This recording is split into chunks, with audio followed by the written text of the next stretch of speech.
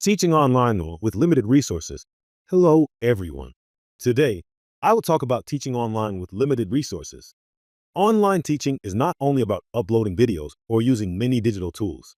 It is also about making learning clear, easy to access, and supportive. Some students may have weak internet, high data costs, power cuts, or only a mobile phone. In this presentation, I will share simple ways to organize courses, reduce data use, and support students. Start with the learner context. Before choosing technology, we need to understand our students. Some students have a laptop and strong internet. Other students may use only a phone. They may also share a device with family members. Power outages and weak internet can stop students from joining live classes or submitting work on time. For this reason, faculty should design for the student with the least reliable access. This does not mean making the course easier. It means giving students more than one way to learn. Use Canvas as the course hub. Canvas, or the university LMS, should be the main place for the course. Students should find their materials, assignments, announcements, grades, and feedback in one clear place. Faculty can use modules to organize each week. Pages can provide short instructions. Assignments can collect student work. Announcements can share important updates. For low internet use, Canvas pages should be short and simple. Faculty should use small files, clear links, and downloadable PDF documents. Large videos and unnecessary media should be avoided. Build a clear weekly structure.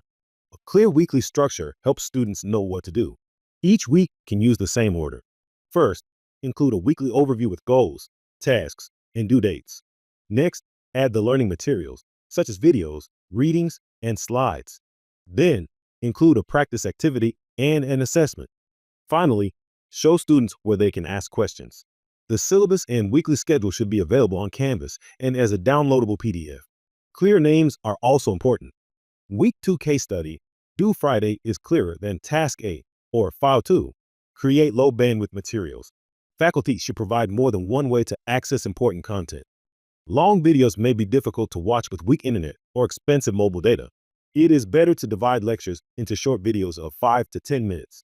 Videos and images should also be compressed before uploading. When possible, faculty should provide an audio-only version, a transcript, or a short written summary. Slides and handout should be available for download. The main idea is that learning should not stop because a video cannot load.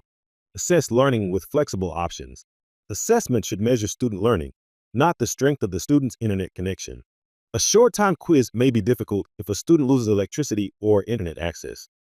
Faculty can keep quizzes open for a longer period and allow students to save their work and return later. Other options include case studies, reflections, worksheets, and project-based assignments. Students can complete some work offline and upload it when they have internet access. Email can also be used as a backup submission method when Canvas is not available. Feedback builds instructor presence. Feedback is very important in online teaching. It shows students that the instructor is present and is following their progress. Feedback does not need to be long. A simple model includes one strength, one area to improve, and one next step. For example, your main idea is clear. Add one example from the reading. Submit the new version by Friday. Faculty can use Canvas comments and rubrics. If Canvas is not available, they can use email, WhatsApp, or SMS. Weekly announcements can also answer common questions and keep students connected. Engage students asynchronously first. Student engagement does not always require live Zoom meetings. Asynchronous activities are often better for students with weak internet. Canvas discussions allow students to read, think, and reply when they have access. WhatsApp groups can support short updates and questions. Google Docs can support simple group activities. For peer review, faculty should provide a short rubric and examples of useful feedback. Live sessions can still be used, but they should be fewer and shorter.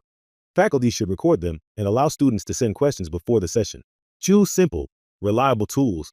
Faculty should choose tools that are simple and reliable. PowerPoint, Zoom, and Camtasia can be used to record short lectures.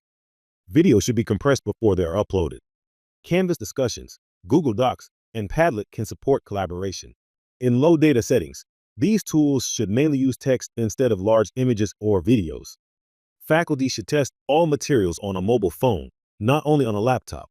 Students should not be required to create many new accounts. A useful rule is one main tool, one backup tool, and one low data option. Make access and inclusion visible. Accessibility is part of online teaching. Videos should have captions or transcripts.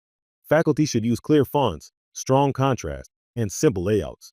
Important images, diagrams, and charts should also be explained in words. Simple language can help students understand instructions more easily. Faculty should define new or technical terms. Students should also have different ways to participate. Before using an activity, faculty can ask, can a student complete this task with a phone and weak internet? Faculty checklist. Before publishing a module, faculty can use a simple checklist. Is the weekly course path easy to follow? Can students download the important materials? Is there a low data or offline option? Can students complete assessments during an internet or power problem?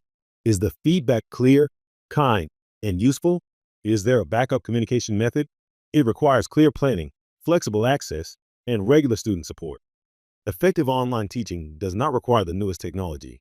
Thank you for listening. References. These are the main course sources used to guide this presentation. Thank you.